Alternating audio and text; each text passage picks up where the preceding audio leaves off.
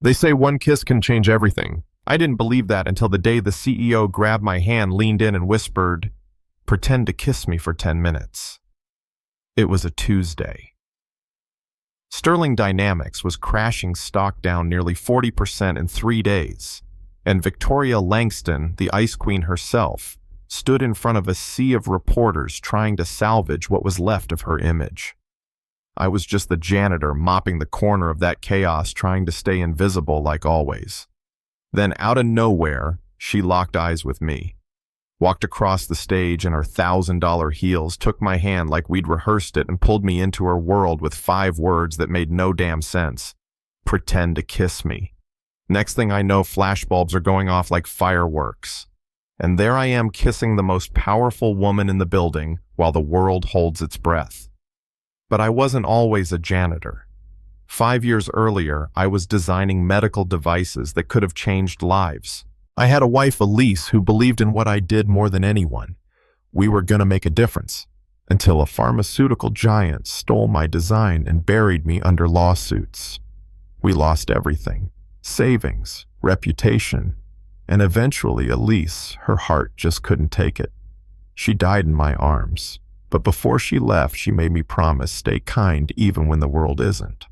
So I kept my head down, took a job cleaning floors at Sterling, and raised our daughter Maya the best I could. Every chess game, every school play, every bedtime story, I was there.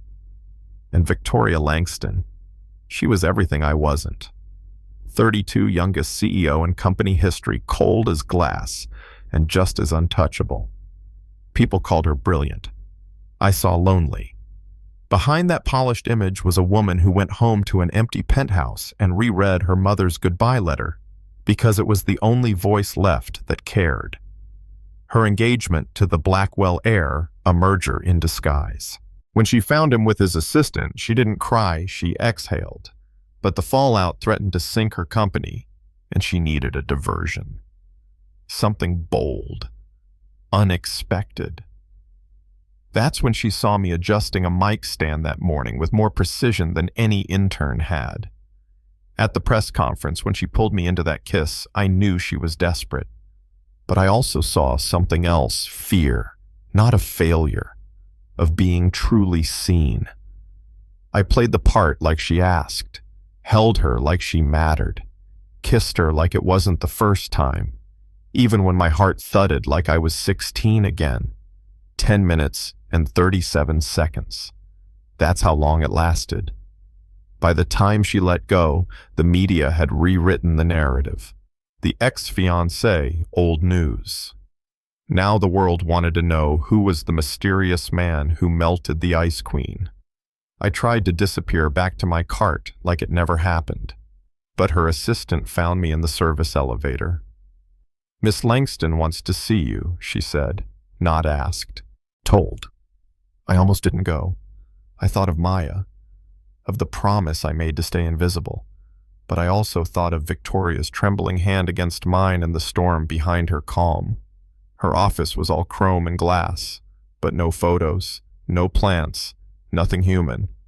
She stood at the window and said without turning, "That kiss saved our stock." We recovered 7% before market close. She turned then. I saw the cracks in her armor, and then she laid it out. Richard Blackwell was trying a hostile takeover. She needed someone the media couldn't trace. No ties, no story. That was me. She slid a contract across the table. 2 weeks. We fake a relationship, public appearances, hand-holding small talk. In return, your daughter gets a full-ride scholarship, any school, every level, no strings. She'd already researched me, knew about Maya, knew I worked nights to be there for her days. I looked at her and didn't see a manipulator. I saw a drowning woman who grabbed the first life vest. So I said yes. With conditions. I keep my job. I don't miss Maya's recitals, and she never knows it's fake. That night I told Maya I'd be helping a friend for a couple weeks. She giggled when she saw me in the suit Victoria's team brought over. "Are you going to a costume party, Daddy?" "Something like that, sweetheart." Our first appearance was at a charity gala. Victoria met me at the entrance in a midnight blue gown that made the whole room go quiet. She took my arm and whispered, "We've been dating 3 months. You're a consultant from Seattle." But the moment we walked in, I wasn't acting. We moved like we belonged, laughed at the same bad art, spoke in glances no one else understood. Then Richard Blackwell appeared all smug and smirk. "So you're the new boyfriend," he said. I smiled back. Funny how she never mentioned a lot of things about you either. That flash of anger in his eyes. Worth it. Later that night, Victoria whispered during our dance, that was unexpected. "The consultant has claws. Even nice guys have limits." For the first time, she smiled like she meant it. Days passed. The act blurred into something real. Maya came over to Victoria's penthouse one day while I picked up clothes. It was supposed to be a quick visit, but Maya, being Maya, immediately made herself at home. "Daddy," she called out. "She doesn't have any pictures. Does anyone even live here?" When Victoria came home and found Maya drawing at her dining table and me flipping grilled cheese in her pristine kitchen, she froze. I thought we were done. But Maya ran to her, holding up her crayon masterpiece. "I drew you. That's you in the pretty blue dress. Daddy says blue is your favorite." Victoria looked at the drawing like it was a priceless painting, then asked soft as a whisper, "Would you like to stay for dinner?" And just like that, everything changed. Dinners, card games, homework, sticky notes in lunchboxes. Slowly, we became a weird, messy, wonderful little unit. But fairy tales don't last. On a Thursday morning, my past came back like a punch to the gut. Richard held a press conference revealing my real identity. "He's not a consultant," he sneered. "He's a janitor, fired from Nexus Pharmaceuticals for stealing tech." They twisted the truth until even I almost believed it. Victoria was in a board meeting. I saw her go still when her assistant whispered the news. Our eyes met, and I knew.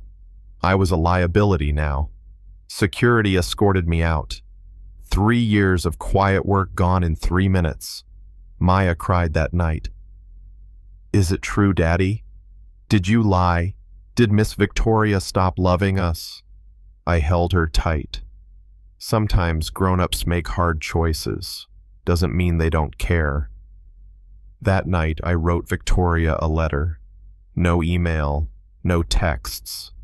Just a real letter telling her I understood, that I forgave her, that I hoped she'd find happiness. I never thought I'd hear from her again. 3 days later, she stood alone at a podium. Press conference. No team, no script. "I have something to say," she began, "and I need you all to listen." And then she burned Richard to the ground. She showed emails, recordings, proof that Nexus stole my designs, that Richard destroyed my life on purpose. And then she looked into the camera and said, "Daniel Morrison is the man I love, not as a prop, not as an arrangement, for real." She risked everything, and it paid off. Stocks soared. Public opinion flipped. Richard was investigated, indicted. Everything he built crumbled. Victoria came back. In the rain, at Maya's school, Miss Victoria Maya screamed, running to her like she belonged there. Victoria knelt, soaked and shaking. "I never forgot you. Either of you." She looked at me. None of it was pretend, not the real parts. I studied her, this woman who'd torn her empire apart just to tell the truth. "You didn't have to do any of that," I said. "Yes, I did. Because when you love someone, you fight for them, even when it costs everything." I pulled her close. "Then let's stop pretending. No contracts, no press, just us." Maya tugged our sleeves. Does this mean we can have Sunday pancakes now? We laughed. Yeah, sweetheart, it means we're a real family. Now we live in a place we picked together. Maya's drawings cover the walls. The kitchen always smells like something's burning. And the love. It's messy, but it's real. Funny how the world only remembers the kiss that lasted 10 minutes. But the best parts, they came after. The quiet moments, the ones no one sees. Tell me, have you ever been judged by your job, your title, your past? Have you ever had to prove you're more than the world assumes? Drop your story in the comments. Let's talk about second chances, about love that doesn't need permission, about choosing kindness even when it costs everything.